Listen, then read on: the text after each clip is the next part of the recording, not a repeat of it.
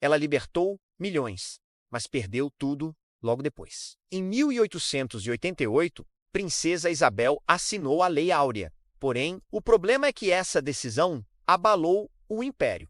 Foi heroína ou sacrificada pela história.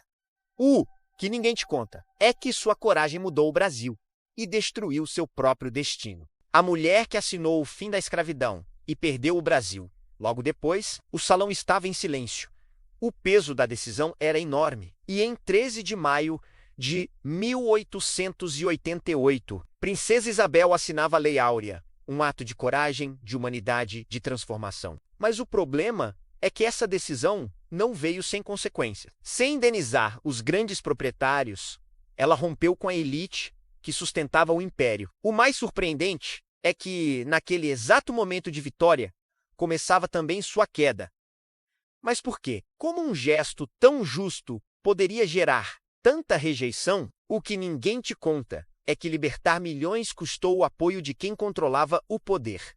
O povo comemorava nas ruas. Liberdade, emoção, esperança. Mas, nos bastidores, o clima era outro. Fazendeiros revoltados, militares insatisfeitos, alianças sendo quebradas. Princesa Isabel havia tomado a decisão certa, mas no momento mais perigoso. Só que o poder não perdoa perdas. Em 1889, apenas um ano depois, o império cai. Rápido, silencioso, inevitável. Mas o que levou o Brasil a abandonar quem libertou seu povo? E se tudo tivesse sido feito de outra forma? Talvez o maior erro não tenha sido libertar, mas não prever o preço dessa liberdade. A heroína que desafiou o sistema em um país construído sobre desigualdade. Uma mulher decidiu mudar tudo. Em 1888, Princesa Isabel assinou a Lei Áurea e libertou milhões de pessoas. Mas o que parecia um ato de coragem absoluta escondia um risco enorme. O problema é que o Brasil não estava preparado para essa transformação. Sem apoio das elites, sem estrutura econômica, ela enfrentou resistência imediata. O mais surpreendente é que sua maior conquista pode ter sido o início de sua queda. Mas por que fazer o certo custou tão caro? Talvez essa decisão já carregasse um destino inevitável. O preço de uma decisão histórica, a liberdade chegou. Porém, trouxe consequências silenciosas. Fazendeiros revoltados, militares insatisfeitos. O poder começou a escapar das mãos de Princesa Isabel. Só que o que ninguém te conta é que ela sabia dos riscos, mesmo assim decidiu seguir. E se ela tivesse recuado? O império teria sobrevivido ou apenas adiado o inevitável? Em 1889, o Brasil deixava de ser monarquia. E ali, sua história mudava para sempre. Heroína para uns, responsável pelo fim do império para outros. Mas a verdade talvez seja mais complexa. Decisões grandes não vêm sem perdas profundas. Enquanto o imperador Dom Pedro II cruzava os mares da Europa, o Brasil mergulhava em incertezas sob um novo comando. Ao longe, o monarca observava paisagens estrangeiras, enquanto no Rio de Janeiro, a solidão do poder tornava-se palpável. Para a princesa Isabel, a regência não era apenas um título, mas um fardo carregado de documentos e decisões urgentes. Cada selo imperial aplicado era uma lembrança de que a proteção de seu pai já não estava ali para ampará-la. Nos salões do império, o ceticismo masculino observava cada passo da regente, duvidando de sua capacidade de liderar em tempos de crise. Nas ruas, o clamor abolicionista ganhava força, pressionando o trono, enquanto as elites agrárias resistiam ferozmente a qualquer mudança. Isabel caminhava solitária pelos corredores do palácio, sentindo o peso de um império instável que exigia dela uma coragem sem precedentes. Ao entardecer, diante da janela, ela vislumbrava um Brasil em transformação, onde o destino de milhões repousava em suas mãos. O dilema estava posto. O silêncio do palácio precedia o gesto que mudaria para sempre a história de uma nação. Um país à beira da ruptura. O Brasil já não era mais o mesmo nas ruas, nas fazendas, nos discursos. Algo estava mudando. A escravidão começava a ser questionada com força nunca vista. Mas O sistema econômico ainda dependia dela. O problema é que manter aquilo significava sustentar uma estrutura que já dava sinais de colapso. Princesa Isabel observava tudo em silêncio, sentindo o peso da decisão se aproximar. O mais surpreendente é que o fim parecia inevitável. Mas por que ninguém conseguia parar esse processo? E o que aconteceria com o Brasil depois disso? A pressão aumentava, abolicionistas ganhavam força, a opinião pública começava a mudar. Só que alguém precisava tomar a decisão final. Princesa Isabel sabia disso. Porém, agir significava enfrentar a elite, os fazendeiros e até o próprio sistema político. O que ninguém te conta é que ela estava diante de uma escolha impossível: manter o poder ou fazer o que era certo. E se ela recuasse, o Brasil continuaria o mesmo, ou entraria em colapso ainda maior. A verdade é que, naquele momento, qualquer decisão teria consequências irreversíveis. 13 de maio de 1888.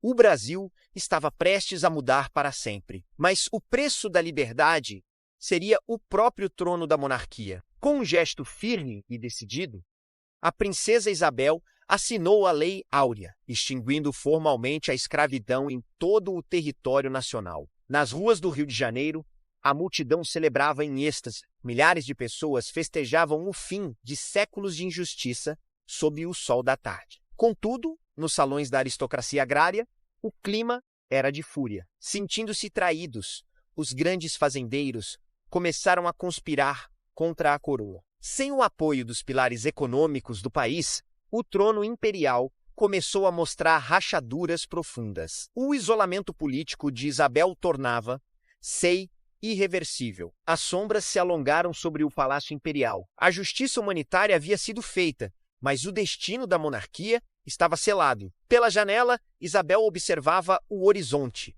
ciente de que o Brasil nunca mais seria o mesmo. A liberdade renascia, enquanto o império se apagava entre a liberdade e a perda do poder. A assinatura da liberdade ecoou pelo Brasil.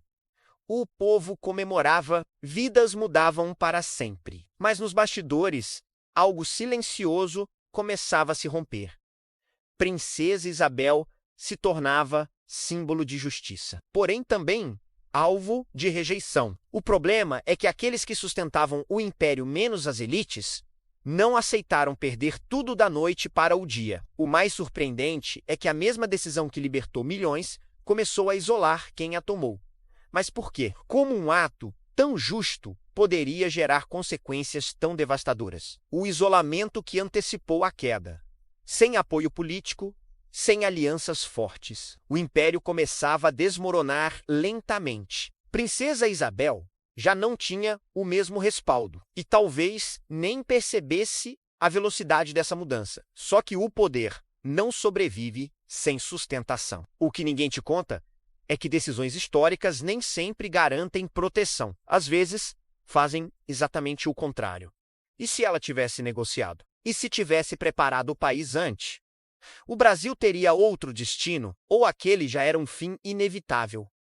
A dúvida permanece e prepara o caminho para o colapso. O sol ainda nascia quando os primeiros movimentos começaram, tropas nas ruas e uma tensão crescente no ar. Um silêncio estranho dominava o Brasil. Em 15 de novembro de 1889, o império simplesmente acabou. Mas como algo tão grande pôde cair tão rápido? O problema é que por trás da estabilidade havia insatisfação, revolta e decisões acumuladas. Princesa Isabel já não tinha apoio e o império estava isolado.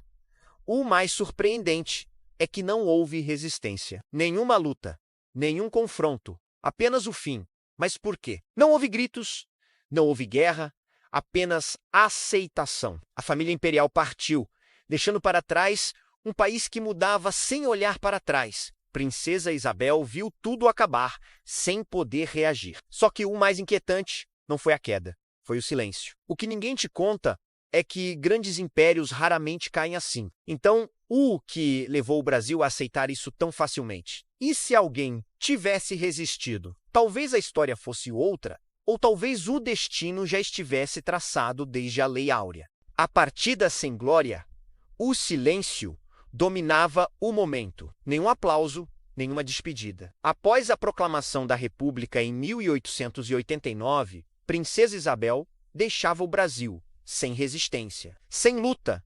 Mas como alguém que libertou milhões poderia sair assim? O problema é que o poder havia mudado de mãos e não havia mais espaço para o império. O mais surpreendente é que o povo que ela ajudou não conseguiu impedir sua queda. Mas por quê? O que levou o Brasil a esquecer tão rápido? Talvez a resposta esteja nas decisões que vieram depois da liberdade. Uma vida no esquecimento, longe do Brasil. Longe do poder, restava apenas o silêncio. A mulher que assinou a liberdade agora vivia no exílio, distante de tudo que ajudou a construir. Só que o tempo é implacável. E a memória também.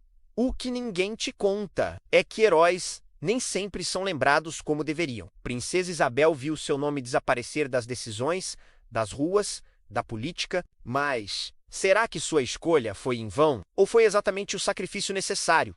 A dúvida permanece. E talvez seja isso que torna a sua história tão poderosa e tão dolorosa. Uma libertação que custou um império. Em 1888, Princesa Isabel tomou uma decisão que mudaria o Brasil para sempre. A assinatura da Lei Áurea libertou milhões, mas também abalou as estruturas do poder. Mas o problema é que essa liberdade veio sem planejamento, sem apoio das elites, sem proteção política. O mais surpreendente é que, naquele momento de glória, o império já começava a cair. Foi um ato de coragem ou um sacrifício inevitável. O que ninguém te conta é que, ao fazer o certo, ela pode ter perdido tudo. E talvez soubesse disso, heroína ou vítima da história. A história costuma celebrar Princesa Isabel como libertadora, mas raramente fala do preço que ela pagou. Após 1889, com a queda do Império, tudo mudou. Exílio, silêncio, esquecimento. Ela foi responsável pela queda, ou apenas a única que teve coragem de agir. O mais inquietante é que o Brasil mudou, mas não estava preparado. E se ela tivesse esperado? E se tivesse negociado? O que ninguém te conta é que grandes decisões não têm volta. E algumas custa tudo. Parabéns a você que chegou até o final desse vídeo. Se você quer entender um pouco mais sobre como o Brasil, chegou até hoje, como estamos hoje, é graças a essas histórias passadas. Então nós vamos ter várias personalidades, de presidentes a personalidades de pessoas que fizeram a diferença aqui no Brasil para nós chegarmos até aqui hoje. Então eu te convido a dar um joinha no vídeo, a compartilhar, a se inscrever no canal, porque nós vamos ter muito mais histórias, muito mais relatos sobre personalidades do Brasil. Então eu te convido a assistir também a um vídeo que eu vou deixar aqui de lado, a se inscrever no canal e nos curtir, que você vai ser muito importante para que nós possamos continuar a trabalhar e gerar vídeos interessantes para todos. Um abraço e até o próximo vídeo.